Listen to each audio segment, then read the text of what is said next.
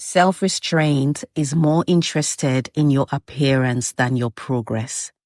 When you remove the fences caused by betrayal and disappointment, you allow blessings into your space in the form of authentic relationships.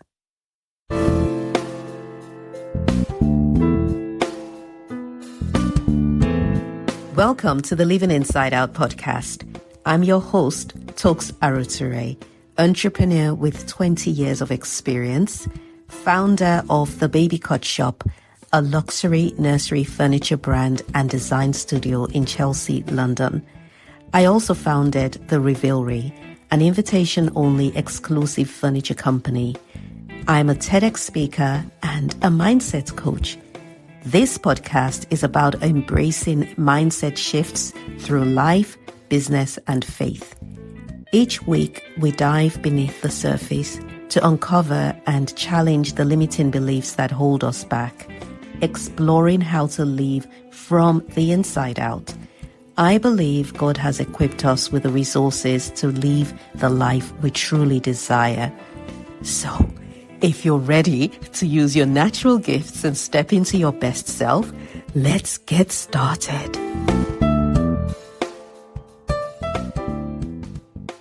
We have come to the end of 2024. If you're listening almost in real time, i.e. in December, congratulations, you made it through. Regardless of what the year looked like for you, you're here now.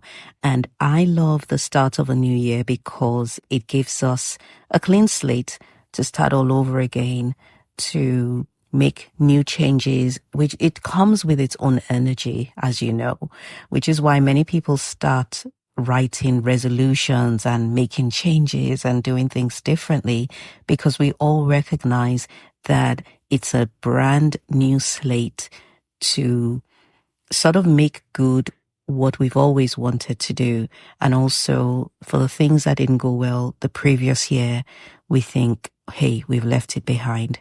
But if you're not intentional about your activities in the new year, not much is going to change where your actions are concerned. And so I thought for this final episode of 2024, I will share 3 thought patterns that I'll be replacing next year in 2025.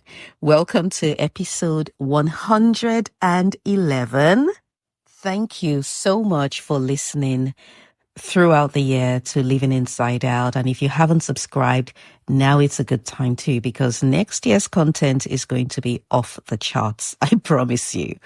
I want to thank you for being in my life, whether it's through the podcast or social media or in real life in person. I don't take it for granted. The people that have somehow connected with me, maybe you met me at a talk I was delivering during the year, or we bumped into each other on the train, or maybe even came into the shop. I just want to say thank you. However you came across the podcast, however you came across my existence, I am grateful and I'm thankful that you're here. So if you haven't subscribed to this podcast, please do so. It means a lot. And if you haven't rated it yet, please do. Rating and subscription and sharing helps to bump us up in podcast land so that we're seen by more people and more people can be blessed by this wonderful information. So like you, I have been reflecting on this year and just really thinking about 2024. But lately, really been thinking about what I am taking into next year and what I'm leaving behind.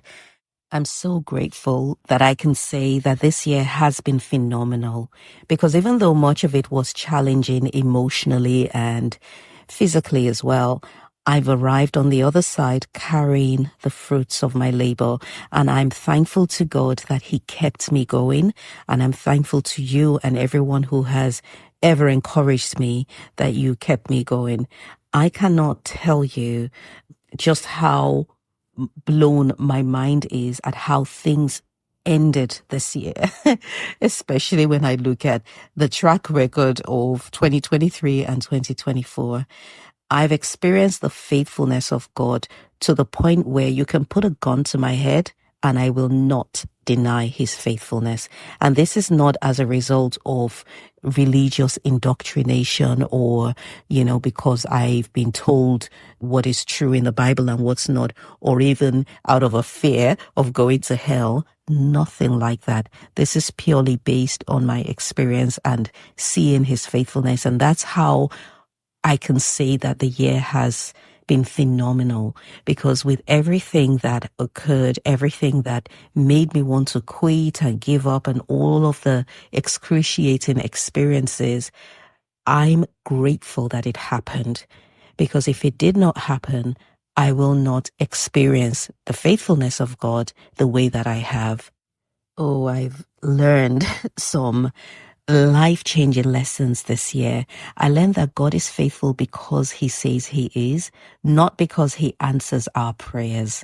His word is 100% true. It is completely error-free and it is fully reliable. If you pray in a time of need, then hold your breath, waiting for God to answer as proof that he has heard you. You've got it all wrong.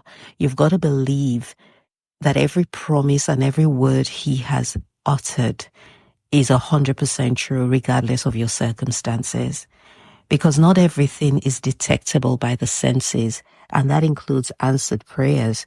There are prayers that have been answered that we don't know because our senses have not picked up on it, or we may know because our spirits have identified them to be answered. But if you're looking for physical evidence and proof that he has heard you, you're not going to find it.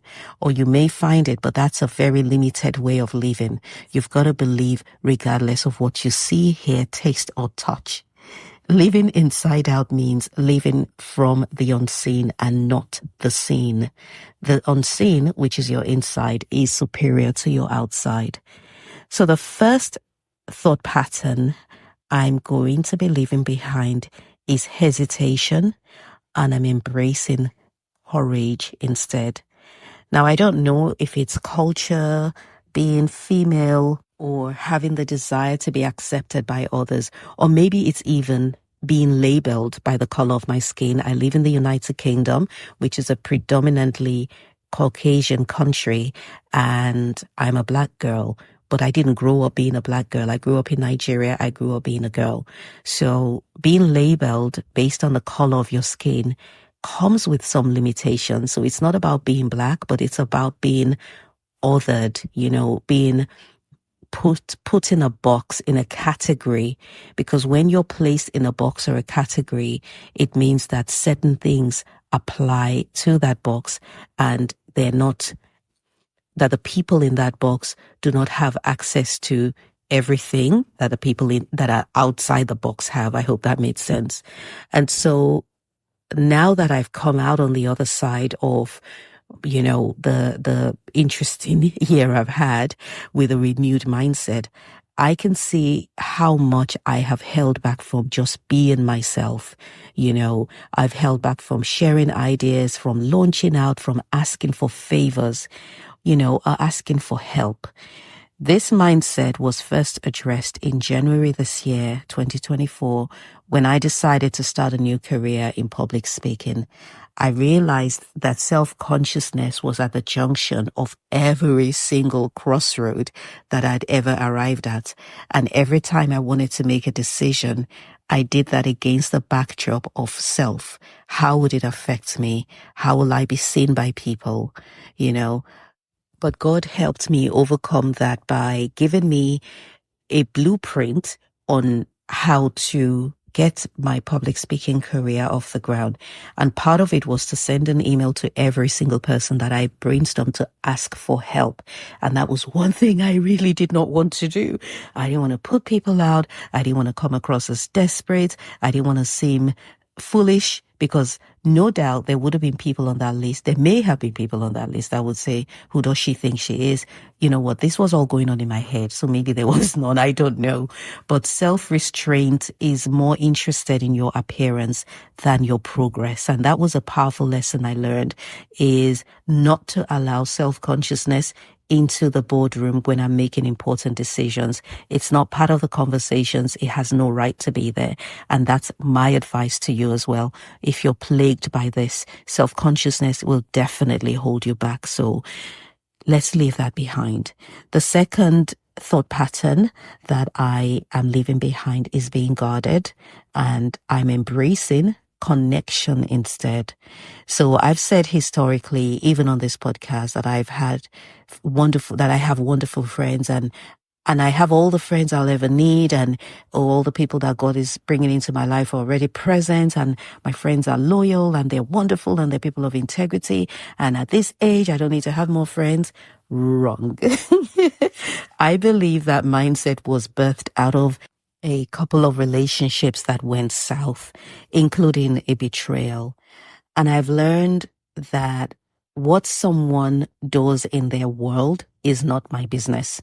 That's been a really powerful lesson that's guided me this year, is that we all live in our own little worlds. And we might be looking out of our worlds into the big world, and we assume that everybody sees what we see. But the reality is we are looking at everything that's going on in our world, and we're assuming that that's also what's going on in the worlds of other people. Everybody has the right to act exactly how they please. What you do in your world is none of my business, and what I do in my world is my own business. And so if someone decides to betray you or let you down or exit your life because you no longer serve them, they have all the right to do so without you needing to get upset about it. And so that has really helped me to reframe how I see people, how I communicate with people. I don't need any explanation of actions from people that have exited my life. I don't need them to explain why they did what they did, because they have a right to do whatever they want to. It's a free world. And so my experience with a couple of people caused me to build a fence around my heart when it came to new relationships and friendships, because I kept on comparing them to my current friends, my ride or die, my Susie and Titi and Buki and Kendi and all of my, my people, my Oga, everyone. They became the standard. And if you did not look exactly like them, you were not coming in. Now, this was not something I did consciously. It was subconscious and I didn't even realize it, but I would say it out loud. Oh, I don't need any friends. Well, I learned something new this year. I was not prepared for the new friends that God will bring into my life, and I've got to name them. And the first one's Tommy. Tommy and I, it feels like we met, when we were kids, and we played and climbed guava trees together. We went to school together, because how we bonded so quickly is beyond me. And you can hear her interview with me here on the Living Inside Our podcast on the 11th of January. She's a truly beautiful soul, and I'm blessed to have her in my life. And then there is Sister Tolu, who walked into my shop. Another beautiful soul. There's something special about having mature people in your life, because it adds a different texture to the friendship that you're building with them. And you then have an opportunity to grow in wisdom before you have the experience that would otherwise have taught you while they share their lives with you. And so there's also Sister Nike, who incidentally I met at Tommy's event. And all I can say about her is that when you meet an authentic person, hold on to them for dear life. My dad always says that good people have good friends. And when I look at her and my other friends, all I see is goodness. People that I can talk to authentically without the fear of my words being used against me. And then there's my dear friend Tokes. We call each other queens. So what's so interesting and unique about her is I've not even physically met Tokes, but yet it feels like we meet for breakfast every single month and we hang out. It feels like we hung out in the clubs in the 90s. Queen Tokes, I know you're listening. Thank you for being in my life. So removing the fences caused by betrayal or disappointment has allowed wonderful people into my space. It doesn't mean the boundary lines have been removed and just anyone can come in, but the restrictions on new relationships have been lifted. And because of that, I am blessed. My life feels richer. It almost feels as if whatever challenges I have will no longer be as intense as it used to be because now I can spread it all around. It's like I have buffers now that will protect me and keep me. So I'm grateful. And if you, like me, have kept the door to your heart locked because of past disappointments, I want to encourage you to unlock it and ease the door open, but also practice authenticity because you being your authentic self repels the wrong people. And also, if there is someone in your life that's trying to leave, let them leave. Don't hold on to them because not everyone is meant to be with you for the long haul. Some people come into our lives for a season, they do what they're supposed to do, and then they leave. And it doesn't mean that leaving is or should I say, leaving isn't always pleasant. Just because their tenure has come to an end does not mean that it's going to be a nice, smooth exit. Sometimes it is, sometimes it isn't, but they have absolutely every right to do whatever they want to do. And you have every right to live your life how you want to as well. I've also adopted some new young mentees and friends like Sam and Kebia and Nana and Sushmita and my Wimbi's family. That's a whole nother group of sisters in Nigeria that I adopted too. So I'm thankful. Still on friendship, someone sent me a video of Simon Sinek about having friends that you can share good news with. It said that everyone has friends or would want to have friends that you can lean on and unburden and share, bad news with. But what's even more rare is having friends that you can call and share your good news with. And that is so true, because to be able to call your friends and say, hey, guess what happened? I had this amazing contract come through, or, that thing I've been working on, it's finally come through. To have people that you can call with confidence that there'll be no jealousy or envy or bad mind, as they say in the UK, towards you is a blessing. And you've got to know who those people are, and you have to hold on to them as well. And while I'm talking about friendships and relationships still, I've got to stop to thank my amazing team who allow me to use my gifts. People ask all the time, how do you do this? You've got, 4 children and you're married and you've got the businesses and so on. Listen, I don't do it all. Okay. I have people like Adirayo and Becky and Damilola and Kirby and James and Ezekiel and Priel. And in the UK, I've got Yasmin, Remy, Ilham, Julia, and even Sama and Faye, who worked with me for a portion of the year. Thank you guys. And just literally, I have a whole team that help me. That's why. So I may look like Superwoman, but I really am not. I'm just appearing like I know what I'm doing and I appear like I have it all together. But no, these people help me put it all together. And the third and final thought pattern that I'm leaving behind is being sporadic. I'm leaving that behind and I'm embracing consistency instead. Listen, no more consulting the body before taking action that the spirit tells you to take. This is why you're able to listen to today's episode, because the thought crossed my mind that, hey, it's the end of the year and people are busy and I'm going to be running or hosting this Zoom session today. I'm doing a webinar in a couple of hours on turning 2024's challenges into a blueprint. If you happen to be listening and it's not yet 10 a.m. GMT, you can grab the link in the show notes. I'm going to leave the link to it and you can jump in. It's a 2-hour workshop and it's going to be mind blowing and it's free. But I was going to use that as an excuse to not record today's podcast, because I thought all of these factors, I can do without it. But I have committed to being consistent. And what consistency says is that no matter the circumstance, no matter your emotions, no matter the activities going on around you, no matter what's going on in the world, you've got to do it. So here I am. Consistency means not waiting for evidence that your action will be fruitful. You just do it anyway. It means keeping all appointments with yourself. It means doing things because they have to be done, not because it feels good or it's comfortable or it's a good time. Consistency will lead you to speak less because now you know you've got to account for every word and every promise you make, even to yourself. I want to encourage you to be bold as you step into 2025. We only get to live this life once. Don't allow timidity or self-consciousness or the pain of failed relationships and disappointment or the lack of consistency to hold you back.